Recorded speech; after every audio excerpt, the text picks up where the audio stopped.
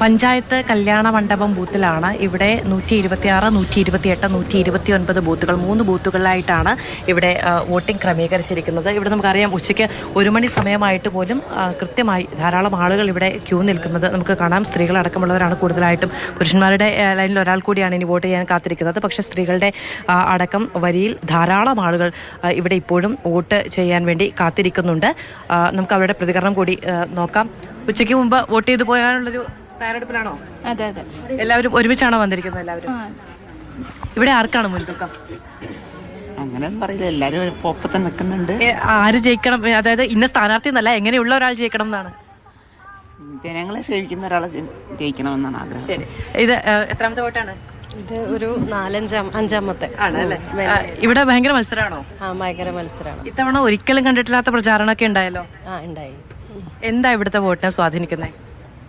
സംസാരിച്ചോ? എന്താ ഇവിടുത്തെ വോട്ടിനെ സ്വാധീനിക്കുന്നത്? സ്വാധീനമൊന്നുമില്ല, എല്ലാവർക്കും എല്ലാ വികസനങ്ങളും വേണം. ഇവിടെ വികസനം കുറവാണെന്ന് വിചാരിക്കുന്നുണ്ടോ? ഞങ്ങൾക്ക് റോഡും ഇല്ല, അങ്ങനെയുള്ള പ്രശ്നങ്ങളൊക്കെ. അതിനൊക്കെ വേണ്ടിയിട്ടുള്ള വോട്ടാണ്. കന്നി വോട്ടാണോ? അല്ല കുറെ ആണല്ലേ, കന്നി വോട്ടാണെന്ന് കണ്ടു എനിക്ക് തോന്നിയോ? ഇല്ല. ശരി, എങ്ങനെയുണ്ട് തെരഞ്ഞെടുപ്പൊക്കെ? നന്നായി നടക്കും. വലിയ ആഘോഷവും പ്രചാരണമൊക്കെ ആയിരുന്നല്ലോ. പ്രചാരണമൊക്കെയാണ്. എല്ലായിടത്തും പോയോ? സ്ഥാനാർത്ഥികളൊക്കെ വന്ന് കണ്ടു. ആണല്ലേ. എങ്ങനെയാ ഇവിടുത്തെ ഒരു തെരഞ്ഞെടുപ്പിന്റെ? അതറിയില്ല, ഇപ്പൊ ഒന്നും പറയുന്നില്ല. ഇവിടുത്തെ കുറെ നാളായിട്ട് ഇവിടുത്തെ വോട്ടാണോ? ആണ് അല്ലേ. ശരി ചേച്ചി, എങ്ങനെയുണ്ടായ തെരഞ്ഞെടുപ്പൊക്കെ? ഭക്ഷണമൊക്കെ കഴിച്ചിട്ടാണോ വന്നതോ? അല്ലല്ല, ഇതിനുശേഷം പോയിട്ടാണ്. ഇദ്ദേഹത്തിന് വോട്ടുണ്ടോ?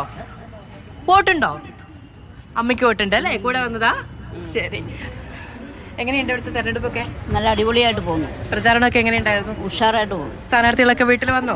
വന്നു. ഓക്കെ, എന്താ പറയാനുള്ളത്? ഒന്നുമില്ല, പ്രത്യേകിച്ചൊക്കെ അവിടെ പറഞ്ഞു കഴിഞ്ഞില്ലേ. ശരി, എങ്ങനെയുള്ള ആളുകൾ സ്ഥാനാർത്ഥിയായി വരണം എന്നാണ് വിചാരിക്കുന്നത്? അയ്യോ, വികസനങ്ങളൊക്കെ ഇങ്ങനെ പറയാ. ഇത് എത്രാമത്തെ വോട്ടാ? രണ്ടാമത്തെ ആണ് അല്ലേ. കഴിഞ്ഞ ഇവിടെ ലോക്സഭാ തെരഞ്ഞെടുപ്പിന് വോട്ട് ചെയ്തു. അതെ. നിയമസഭയിലേക്ക് ആദ്യമായിട്ട് വോട്ട് ചെയ്യാം? അതെ. ശരി, തിരിഞ്ഞൊന്നും നിൽക്കേണ്ട, ഞാനൊന്നും ചോദിക്കണില്ല.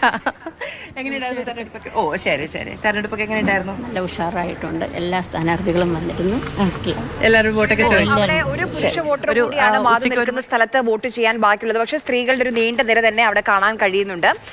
നമുക്ക് ഏറ്റവും ഒടുവിലുള്ള കണക്ക് വരുമ്പോൾ 40% കടക്കുകയാണ് പാലക്കാട് ഉപതെരഞ്ഞെടുപ്പിലെ കണക്കുകൾ. 1.25 വരെയുള്ള ഏറ്റവും പുതിയ കണക്കുകൾ പുറത്തേക്ക് വരുമ്പോൾ 40.85% പോളിംഗ് ശതമാനം കൂടി അവശേഷിക്കുന്നുണ്ട്. അതുകൊണ്ട് അല്പം ആശ്വാസകരമായ രീതിയിലാണ് പോളിംഗ് ശതമാനം പോകുന്നതെന്നാണ്. ഇപ്പോൾ നേരത്തേക്ക് രാവിലെയൊക്കെ പ്രതികരണങ്ങൾ തേടുമ്പോൾ എല്ലാ സ്ഥാനാർത്ഥികളും ആവർത്തിക്കുന്ന ഒരു കാര്യം, എത്ര പോളിംഗ് ശതമാനം കൂടിയാലും കുറച്ചാലും ഞങ്ങൾക്ക് വിഷയമല്ല, ഞങ്ങളുടെ വോട്ട് കൃത്യമായി പെട്ടിയിൽ ഉണ്ടാകുമെന്ന ആത്മവിശ്വാസമാണ്. പിന്നെ എല്ലാവരും പറയുന്ന 5 അക്ക ഭൂരിപക്ഷമാണ്. അപ്പോൾ ജനങ്ങൾ ആർക്കാണ്? 20,000 ആണ്. അപ്പോൾ നോക്കാം, നമുക്ക് ആളുകൾ എത്ര അക്കമാണ് ആളുകൾക്ക് ഭൂരിപക്ഷം കൊടുക്കുന്നത്.